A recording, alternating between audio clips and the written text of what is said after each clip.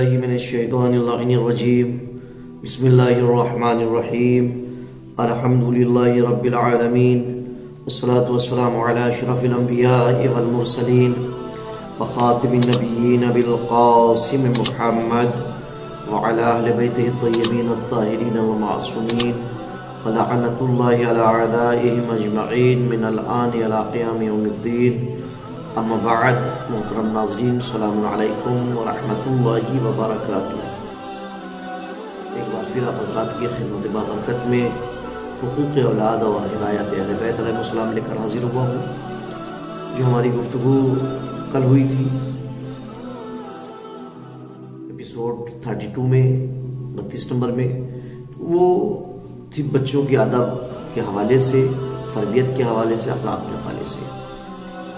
تربیت کا بہترین زمانہ کیا ہے، معصومین علیہ السلام نے کیا فرمایا ہے، آئیے ہم اس پہ غور کرتے ہیں اور اسے دیکھتے ہیں. بچپن اور جوانی کا زمانہ وہ مناسب اور بہترین زمانہ ہے جب ماں باپ اپنے فرزند کو اخلاق اور اسلامی آداب سے پناہ سنوار سکتے ہیں. بچپن کے بعد پھر وہ موقع نہیں ملتا ہے، اس لیے کہ زندگی کے اس دور میں بچہ صرف ماں باپ اور اپنے خاندان کے محدود افراد کو جانتا ہے. دوسری اصطلاح میں اس کی آنکھ اور اس کا کان بند رہتا ہے اور صرف اپنی شخصیت کے لباس میں فکری اور روحانی غذا حاصل کرتا ہے. اس زمانے میں بچے کی روح عادت سے مافوق طور پر حساس اور اثر قبول کرنے والی ہوتی ہے، یعنی عکاسی، فوٹوگرافی کی طرح اپنی تمام رفتار کو ضبط کرتا ہے اور اسے حاصل کرتا ہے. جو کچھ دیکھتا ہے مدت دراز کے بعد اسے انجام دیتا ہے. عزیزان محترم، اگر ماں باپ اپنے فرزند کو اس تربیت کے زمانے میں غفلت برتیں اور اپنے فرزند کے لیے لائق تربیت کا عملی نمونہ نہ بنے اور صرف روکھی پھیکی خشک اور بے مغز ہدایات پر اکتفا کریں تو بچے اس قسم کی فائدے سے خالی اور بے تاثیر وصیت سے غیر مطلوب اخلاق اور رفتار کو قبول کر لیں گے، یعنی ایسی چیزوں کو اپنا لیں گے جو غیر قبول ہے، جسے قبول نہیں کیا جا سکتا ہے، جو اچھا نہیں ہے، اور اس سے متاثر ہو جائیں گے. اور جب گھر سے باہر برے اخلاقی نمونے اور سیرت سے دوچار ہوں گے تو نتیجے میں اسی اخلاق کو قبول کریں گے اور مانیں گے. یعنی یہ والدین کے اوپر ہے کہ اپنے بچے کو اچھی تربیت اور اچھا اخلاق سکھانا چاہتے ہیں یا بری عادتیں. گھر میں اگر اچھی چیزیں سیکھیں گے تو باہر یقیناً وہ باہر کی چیزوں کو اپنے اوپر نہیں لیں گے اور اس سے متاثر نہیں ہوں گے. لیکن اگر گھر میں تربیت اچھی نہیں سیکھ رہے ہیں یا گھر میں اگر وہ چیزیں پوری نہیں ہو رہی ہیں، جب باہر نکلیں گے تو باہر اگر غلط چیزیں ہیں تو وہ اس کو اپنا لیں گے اور وہ چیزیں اثر انداز ہو جائیں گی ان کے اوپر. نوجوانوں کی روح پھلدار کھیتی ہے. حضرت علی نے اپنے فرزند امام حسن مجتبی کو وصیت اور سفارش کے ضمن میں نوجوانوں کے حوالے سے گفتگو کی اور فرمایا کہ نوجوان رشد و کمال حاصل کرنے کے لیے مستعد اور روح کے سلسلے میں بہت سے مواقع پر اشارہ کیا ہے. امام فرماتے ہیں، امام علیہ السلام، کہ بچے کا دل حقیقتاً تیار اور بغیر کھیتی کی خالی زمین کی طرح ہوتا ہے اور ہر بیج کو قبول کرنے والا ہوتا ہے. جیسے زمین جب تیار ہوتی ہے، ہموار ہوتی ہے اناج اگانے کے لیے، تو اس میں آپ کوئی بھی بیج ڈال دیں اگائے گا. اسی طریقے سے بچوں کے حوالے سے مولا علی علیہ السلام فرما رہے ہیں، جو بھی اس میں ڈالیں گے وہ ضرور پیدا ہوگا. لہذا میں نے تمہاری تربیت میں جلدی کی اس سے پہلے کہ تمہارا دل سخت ہو جائے اور تم کسی دوسری چیز میں مشغول ہو جاؤ. یہ مولا علی امام حسن علیہ السلام سے فرماتے ہیں. عزیزان محترم، بچپن میں ادب آموزی. امام جعفر صادق علیہ السلام نے فرمایا کہ جناب لقمان حکیم اپنے فرزند کو اس طرح وصیت کرتے تھے: اے میرے بیٹے، اگر تم نے بچپن میں ادب سیکھا تو بڑے ہونے کے بعد اس سے فائدہ اٹھاؤ گے. اے میرے بیٹے، جو شخص بھی ادب و معرفت کا جویا ہوتا ہے، یعنی اس کا تلاش کرنے والا ہوتا ہے، وہ اس راہ میں اہتمام اور کوشش کرتا ہے، یعنی اس کو حاصل کرنے میں اہتمام بھی کرتا ہے اور کوشش بھی کرتا ہے، چاہے وہ اپنے لیے ہو چاہے اپنے اولاد کے لیے ہو۔ اور جو ادب سیکھنے کی کوشش کرتا ہے وہ اپنی ذات کو رنج اور سختی میں ڈالتا ہے، یعنی جو بھی ادب سیکھنا چاہے گا وہ رنج اور سختی میں ڈالے گا، یعنی تکلیف اٹھا کر کے بھی وہ ادب سیکھے گا، وہ اچھی تربیت حاصل کرے گا۔ اور جو ایسا ہوتا ہے وہ ادب و معرفت کی تلاش میں بلند ہمت اور شوق پیدا کرتا ہے، یعنی جو شخص ایسا ہوگا کہ جو تکلیفوں کو برداشت کرنے والا ہو ادب کے لیے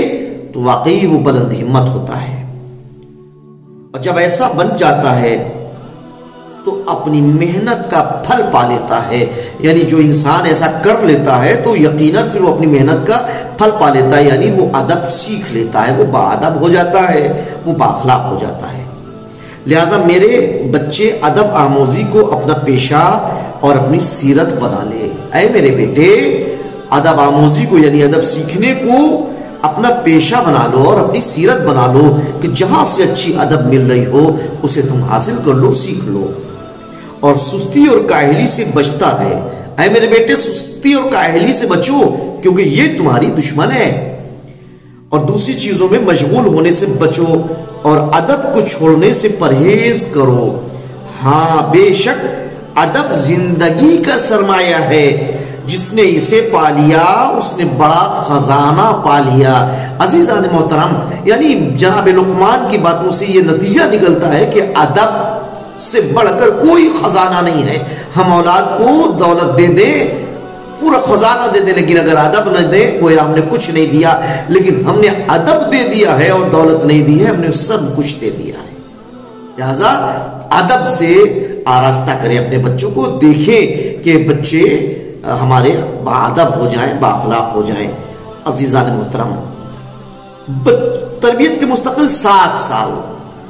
تربیت کا درخت دھیرے دھیرے ترقی اور کمال حاصل کرتا ہے، لہذا ہمیں اس کی طرف متوجہ ہونا چاہیے، اور مدت دراز میں کہیں جا کر ایک بڑا درخت بنتا ہے، تب کہیں جا کر کے وہ پھل دینے کے لائق ہوتا ہے۔ ایسا نہیں ہے کہ وہ پہلے دن آپ نے بیج ڈالا زمین میں اور وہ درخت نکل بنا اور بننے کے بعد اس نے پھل دے دیا، نہیں، اس کی دیکھ بھال کرنی پڑتی ہے، اور وقت میں کس چیز کی ضرورت ہے ان تمام چیزوں کو خیال کرنا پڑتا ہے اور دینا پڑتا ہے، تب جا کر کے درخت بڑا ہوتا ہے، برقدار ہوتا ہے، اور جا کر کے پھر کہیں ایک وقت آتا ہے جب وہ پھل دینے کے لائق ہوتا ہے۔ اسی طریقے سے اولاد ہے کہ جنہیں پہلے تربیت کی ضرورت ہوتی ہے، جنہیں پرورش کی ضرورت ہوتی ہے، جن کی ضروریات پوری کرنے کی ضرورت ہوتی ہے، جب ہم وقت پہ ہر چیز کو صحیح طریقے سے کریں گے تو انشاءاللہ ایک وقت آئے گا کہ جب وہ بچے پھلدار درخت بنیں گے، یعنی وہ پھل دینے کے لائق ہوں گے۔ لیکن ہاں وہی دیں گے جن کے والدین نے اچھی تربیت کی ہے، اس کی کوشش کی ہے اور بہترین اخلاق سے اور آداب سے آراستہ کیا ہے، انہیں کہیں شکوہ نہیں کرنا پڑے گا۔ لیکن جس نے اس کسان کی طرح کے زمین میں بیج ڈالا اور غافل ہو گیا، بعد میں روتا ہے کہ ہائے میری فصل بیکار ہو گئی، ہائے میری فصل سے مجھے کچھ نہیں ملا، میری محنت بیکار ہو گئی، میری محنت رائگاں ہو گئی، اسی طریقے سے وہ باپ بھی، وہ ماں بھی شکوہ کرتی ہے اور گریہ کرتی ہے، ہائے میرے بچے ناکارہ نکل گئے، میرے بچے بیکار ہو گئے، میرا خیال نہیں کرتے۔ اس وجہ سے یہ وہ لوگ ہیں کہ جنہوں نے اپنے بچوں کو بچپنے میں وہ تمام چیزیں نہیں دی جس کی ان کو ضرورت تھی۔ عزیزان محترم، کل اس کے آگے گفتگو کروں گا، جب تک کے لیے آپ سے اجازت چاہتا ہوں، اس امید کے ساتھ کہ آپ ہماری اس ویڈیو کو، جتنے بھی ویڈیوز آتے ہیں آپ خود بھی دیکھتے ہیں اور دوسروں تک شیئر بھی کرتے ہیں، اور عزیزان محترم اس کو سبسکرائب بھی کریں تاکہ زیادہ سے زیادہ لوگوں تک ہمارا یہ چینل پہنچ سکے اور ہماری یہ باتیں پہنچ سکے۔ آپ جب سبسکرائب کرتے ہیں، لائک اور کمنٹ کرتے ہیں تو حوصلہ بڑھتا ہے۔ جب تک کے لیے کل تک کے لیے آپ سے اجازت چاہتا ہوں، خدا حافظ، آپ کو دعوانا الحمدللہ رب العالمین۔